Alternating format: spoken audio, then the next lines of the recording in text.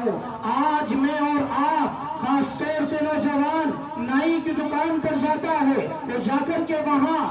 کے پوسٹروں اور اشتہارات کو دیکھتا ہے، ان کے ڈیزائنوں کو دیکھتا ہے۔ میرا نوجوان بھائی وہاں نائی سے یوں کہتا ہے، اے بال جس ڈیزائن سے کٹ رہے ہیں میری داڑھی کا ڈیزائن بھی یہی کر دیجئے۔ آپ اپنے دل پر، اپنے سینے پر ہاتھ رکھ کر کے بتائیں کہ وہی نائی ہے اور میں اور آپ ہیں کہ جس نے نبی کا کلمہ پڑھا ہے، جس نے نبی کو اپنا آخری نبی تسلیم کیا ہے، وہاں نائی اس طرح لگاتا ہے، اس داڑھی کو کاٹا جاتا ہے، تو جب داڑھی یہ نائی کے اس طرح سے کٹتی ہے پھر یہ داڑھی اور اس کے بال فوراً میرے اور نائی کے قدموں میں جا کر کے گرتے ہیں کہ نوجوان مسلمان اور اس مسلمان کی عزت اور اس کی وقت یہی ہے کہ نبی پاک صلی اللہ علیہ وسلم کی محبت اس مسلمان کے دل میں یہی ہے۔ کیا نبی کا چہرہ مجھے اور آپ کو پسند نہیں ہے،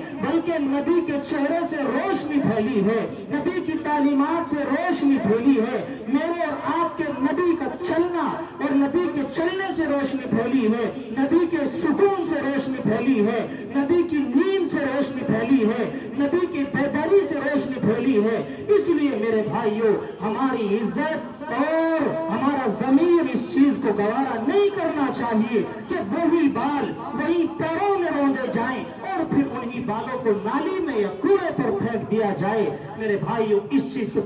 سے پرہیز کرو اور اس سے بچنے کی کوشش کرو۔ جگر مراد آبادی کا ایک واقعہ میں پورا کر کے اپنی بات مکمل کر رہا ہوں۔ جگر مراد آبادی بہت بڑا شاعر ہے، اتنی شراب پینے والا کہ بعض مرتبہ مشاعرے کا اسٹیج ہوتا تھا اور اس شراب پینے کی وجہ سے بے ہوش ہو جایا کرتے تھے اور پھر لوگ اٹھا کر کے لے جایا کرتے تھے۔ لیکن جگر مراد آبادی کا یہ حال ہے کہ جب دل بدلنا شروع ہوا اور حکیم محمد حضرت مولانا اشرف علی تھانوی نور اللہ مرقدہ کی خدمت میں پہنچتے ہیں اور جا کر کے یہ عرض کرتے ہیں کہ حضرت میرے لیے دعا کر دیجئے کہ میں شراب چھوڑ دوں اور میں نبی پاک صلی اللہ علیہ وسلم سے محبت کرنے لگوں اور میں اس کبیرہ گناہ کو چھوڑ دوں۔ میرے بھائیو پھر ایک شعر پڑھتے ہیں کہ اب ہے روز حساب کا دھڑکا،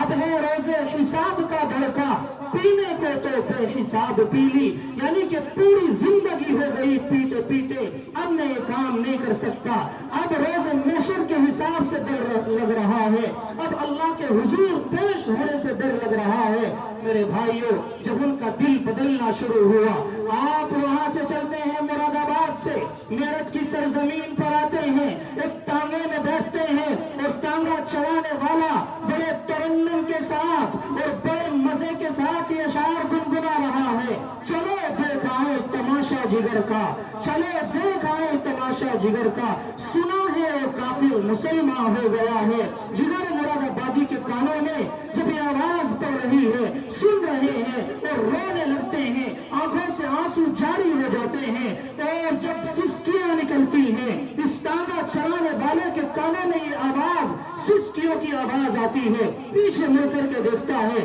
یہی جگر مراد آبادی ہے جن کی بات میں کر رہا ہوں، اور اس کے بعد وہ بھی رونے لگتا ہے۔ میرے بھائیوں بتانے کا مقصد یہ ہے کہ جگر مراد آبادی نے داڑھی بھی رکھ لی ہے، شراب بھی چھوڑ دی ہے اور گناہوں سے بچنا بھی شروع کر دیا ہے، لیکن جب شراب چھوڑ دی اور پھر طبیعت خراب ہو گئی، طبیعت اتنی زیادہ خراب ہوئی، حکیموں کی طبیبوں کی ایک ٹیم بیٹھتی ہے اور کہتی ہے کہ جگر مراد آبادی تمہیں تھوڑی تھوڑی شراب لینا ہوگی، اگر تم نے یہ شراب نہ لی تو تمہاری جان جانے کا خطرہ ہے، تم ایک دم نہیں چھوڑ سکتے ہو۔ جگر مراد آبادی نے ان حکیموں سے، ان طبیبوں سے، ان ڈاکٹروں سے یوں کہا کہ بتاؤ اگر میں دوبارہ اپنے اللہ کی نافرمانی شروع کر دوں اور دوبارہ شراب پینا شروع کر دوں تو بتاؤ میں کب تک کتنے سال تک زندہ رہ سکتا ہوں۔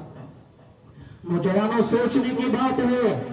انہوں نے جواب دیا کہ کوئی گارنٹی نہیں ہے، نہ ہم سال بتا سکتے، نہ ہم ایک منٹ بتا سکتے، نہ ہم دن بتا سکتے، ہم نہیں بتا سکتے کب موت آ جائے۔ جگر مراد آبادی نے کہا کہ جب موت کو تم نہیں روک سکتے ہو वक्त नहीं बता सकते हो तो फिर मैं क्यों दोबारा अपने रब की नाफरमानी करूं, अपने रब का हुक्म तोड़ूं। इसलिए मेरे भाइयों, जिगर मुरादाबादी ने कहा कि चाहे जान अभी चली जाए लेकिन अब अपने रब की नाफरमानी नहीं करनी है। कहने का मकसद ये है कि जब मैं और आप किसी गुनाह को छोड़ने का अज़्म कर लेंगे तो इंशाअल्लाह वो गुनाह हम छोड़ सकते हैं। इसलिए मेरे भाइयों, दुआ करें कि अल्लाह तबारक व तआला मुझे भी आपको भी तमाम गुनाहों से बचने की तौफीक मरहमत फरमाए और हमारे नौजवान जो किसी भी तरह के नशे में लगे हुए हैं, अल्लाह तबारक व तआला